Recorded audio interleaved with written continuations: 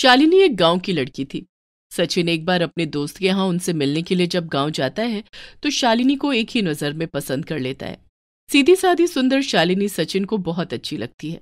फिर वो अपनी माँ को किसी तरह मनाकर शालिनी से शादी कर लेता है। शालिनी शादी के बाद शहर आ जाती है।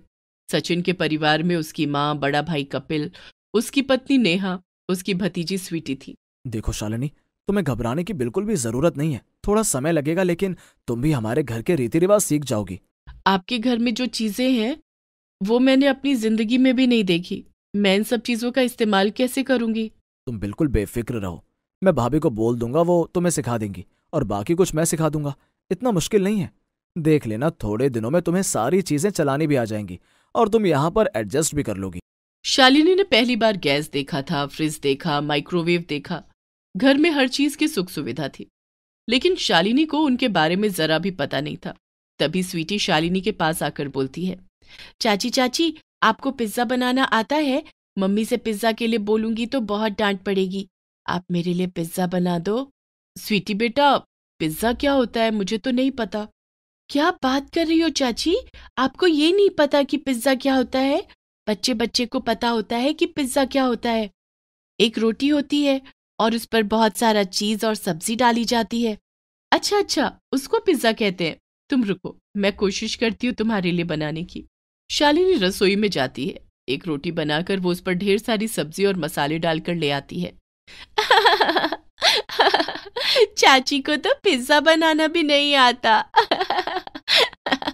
अरे शालिनी, ये क्या? तुम तो रोटी में सब्जी भर कर ले आई हो।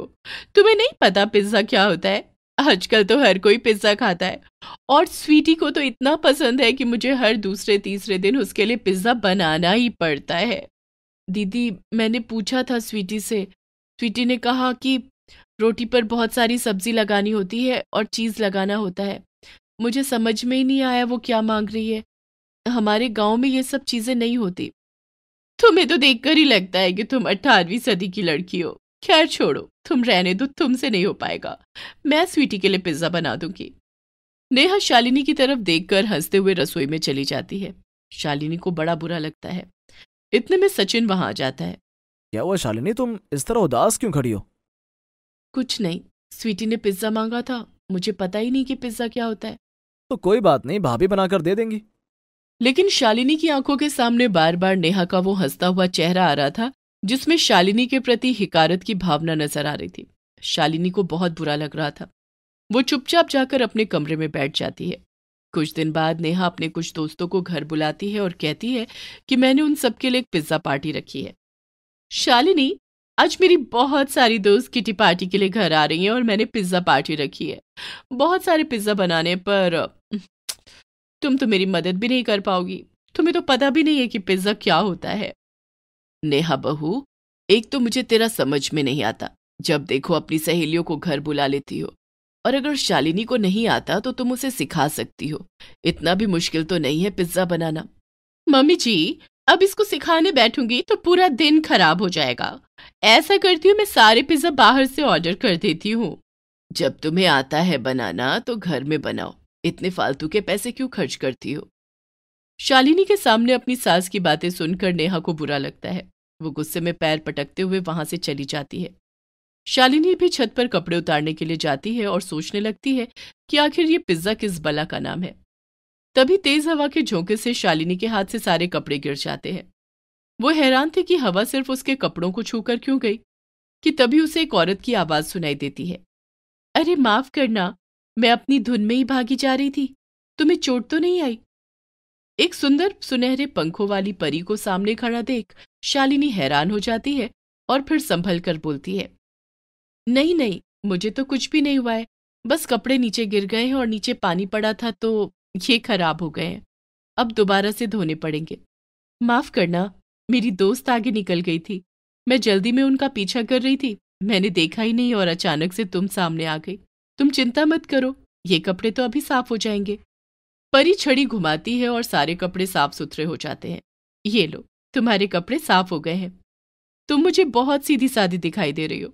वादा करो तुम किसी को नहीं बताओगी कि तुमने किसी परी को देखा है, वरना लोग हमें ढूंढने निकल पड़ेंगे और फिर हम लोग कभी इस तरह घूम फिर नहीं सकेंगे। नहीं नहीं, तुम आराम से जाओ, कोई दिक्कत नहीं है। शालिनी उदास होकर वापस मुड़ने लगती है कि तभी परी उसके कंधे पर हाथ रखती है। क्या हुआ, तुम बड़ी उदास दिखाई दे रही हो?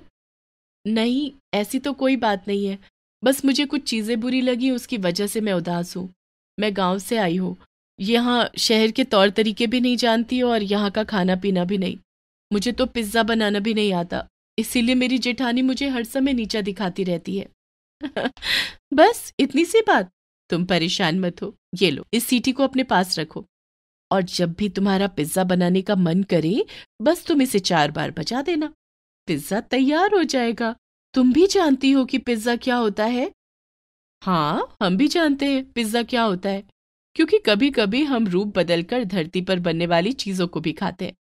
ये देखो, तुमसे बातों बातों में देर हो गई, मेरी सारी सहेलियां वापस आ गई हैं। तभी छत पर 4 और परियां आ जाती हैं। वो कुल मिलाकर 5 परियां थीं। शालिनी पहली बार परियों को देख रही थी। फिर परी बाकी सब परियों को शालिनी से मिलवाती है और शालिनी को सीटी देकर वो अपनी सहेलियों के साथ उड़ जाती है। शालिनी नीचे आती है तो नेहा को परेशान हालत में इधर से उधर घूमते हुए देखती है। तभी उसकी सारी सहेलियां भी आ जाती हैं। अरे वाह नेहा, तुमने तो आज ड्राइंग रूम बहुत सुंदर सजा रखा है। अरे, ये तुम्हारी देवरानी है ना? हाँ हाँ, इनसे मिलो, ये शालिनी है, सचिन की वाइफ। अरे, ये तो दिखने में ही सीधी सादी लग रही है। तुमने सही कहा, इस बेचारी को कहाँ पता होगा कि पिज्जा क्या होता है। ये बोलकर नेहा की सहेली हंसने लगती है। बाकी सारी सहेलियां भी उसकी हंसी में साथ हो लेती हैं। शालिनी छत से उतारकर लाए हुए कपड़े लेकर अपने कमरे की तरफ चली जाती है कि तभी नेहा वहां आती है। यहाँ क्यों आकर बैठ गई हो? मेरी सहेलियों के पास आकर बैठो और थोड़ी मेरी मदद कराओ, अभी तो मुझे पिज्जा भी ऑर्डर करना है। शालिनी हाथ में परी की दी हुई सीटी को देखकर सोचती है, क्यों ना मैं ही जाकर पिज्जा बना लूं। दीदी, बाहर से मंगाने की क्या जरूरत है, मैं पिज्जा बना देती हूँ। तुम पिज्जा बनाओगी? ओह माय गॉड शालिनी, जो तुमने उस दिन स्वीटी को बनाकर दिया था उसे रोटी सब्जी कहते हैं। कोशिश करने में क्या जाता है, अच्छा बना तो ठीक, नहीं तो फेंक देना। ना बाबा ना, मैं तो बाहर से ही ऑर्डर कर लूंगी, तुम्हें तो पिज्जा का पी भी नहीं पता। नेहा अपने दोस्तों के साथ जाकर चाय पीने लगती है। तभी शालिनी रसोई में जाती है और परी को याद कर वो 4 बार सीटी बजाती है और देखते ही देखते वहां पर पिज्जा तैयार हो जाता है। अच्छा, तो ये होता है पिज्जा। ऐसा करती हूँ, 2-4 पिज्जा और बना लेती हूँ, नेहा दीदी को भी तो पता चले कि मुझे भी पिज्जा बनाना आता है। शालिनी 4 बार सीटी बजाती है और वहां पर कई पिज्जा आ जाते हैं। पिज्जा की खुशबू बाहर तक आ रही थी। पिज्जा की खुशबू आते ही नेहा रसोई में आकर देखती है। शालिनी, तुमने तो कमाल कर दिया, इतनी जल्दी इतने सारे पिज्जा, कोई जादू वादू सीख लिया है क्या? आप अपने दोस्तों को पिज्जा खिलाओ, मैं स्वीटी और माजी के लिए ले जाती हूँ।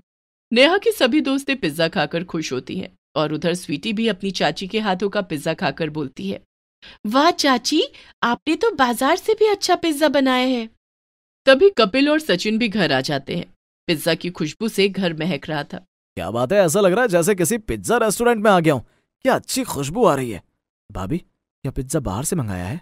नहीं नहीं, पिज्जा तो शालिनी ने बनाया है तुम्हारी तरह। मैं भी हैरान हूँ, इतना अच्छा टेस्टी पिज्जा मैंने आज तक नहीं खाया, बाहर भी ऐसा नहीं मिलता। क्या बात है शालिनी, सबको पिज्जा खिला रही हो, हमारे लिए नहीं बनाओगी? आप दोनों भी बैठिए, मैं आपके लिए भी पिज्जा लेकर आती हूँ। शालिनी रसोई में जाती है और सीटी बजाती है। सीटी बजते ही वहां पर पिज्जा तैयार होते हैं, लेकिन पीछे सचिन खड़ा हुआ ये सब देख रहा था। ये कैसे कमाल है शालिनी, तुमने सीटी बजाई और पिज्जा आ गया? जरा धीरे बोलो, मैं आपको बताती हूँ।